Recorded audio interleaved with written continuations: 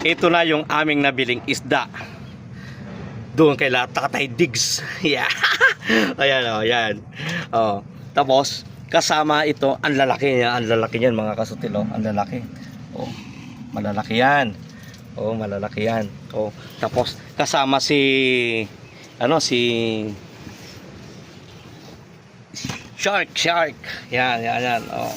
Yan, kasama yan. Oh. Kasama yan. Oh. Oh. Oh. Wow, laki. Oh. Yan. Kasama yan. Alam nyo kung magkano ito, mga kasutil. Alam nyo kung magkano ang bili namin nito lahat.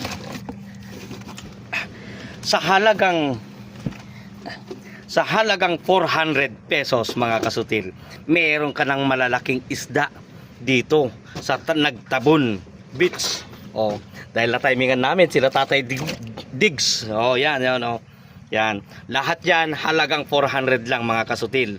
Talaga naman binubuenas ngayon si kasutil. Dahil nakachamba na naman na may dumaong na bangka dito sa Nagtabon Beach. Oh, di ba, mga kasutil, ha? Yan. May tanghalian na kami. May hapunan pa. Oh, ewan ko kung paano nila lulutuin dito mamaya.